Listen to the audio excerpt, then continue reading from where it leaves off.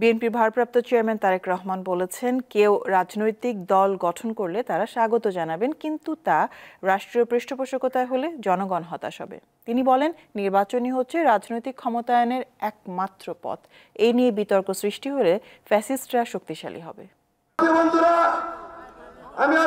বিএনপির প্রতিষ্ঠাতা ও সাবেক রাষ্ট্রপতি জিয়াউর রহমানের ৮৯তম জন্মবার্ষিকী এবং জাতীয় শিক্ষক দিবস উপলক্ষে শনিবার রাজধানীর ইঞ্জিনিয়ার্স ইনস্টিটিউশনে সমাবেশের আয়োজন করে শিক্ষক কর্মচারী ঐক্যজোট। সারা দেশের শিক্ষক কর্মচারীরা ছাড়াও বিএনপি ও অন্যান্য দলের নেতাকর্মীরা এতে অংশ নেন। বিএনপি রাষ্ট্র ক্ষমতায় গেলে শিক্ষা ব্যবস্থার আধুনিকায়নে নিজেদের পরিকল্পনার কথা তুলে ধরেন দলটির জ্যেষ্ঠ নেতারা। জিডিপির ৫% আগামী দিনে শিক্ষা ক্ষেত্রে বিনিয়োগ ইনশাআল্লাহ করা হবে।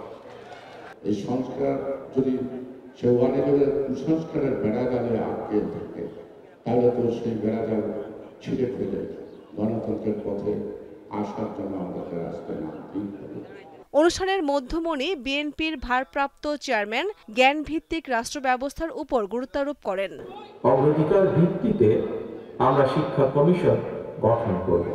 নৈতিকতা এবং সামাজিক ধর্মীয় মূল্যবোধের আলোকে জীবন নির্ভর কর্মসূচি শিক্ষা ব্যবস্থা প্রবর্তন ও প্রয়োজনে ওয়ারেন্ট অফ প্রেসিডেন্স বা রাষ্ট্রীয় পদমর্যাদা ক্রমে পুনর্মূল্যায়ন করে রাষ্ট্র এবং সমাজে শিক্ষা এবং শিক্ষকের মর্যাদা সমুন্নত রাখার বিষয়টি নিশ্চিত করার আমাদের অবশ্যই চেষ্টা থাকবে। দেশে নতুন রাজনৈতিক দল গঠন নিয়ে যে আলোচনা হচ্ছে, এ বিষয়ে দলের অবস্থান স্পষ্ট করেন তিনি।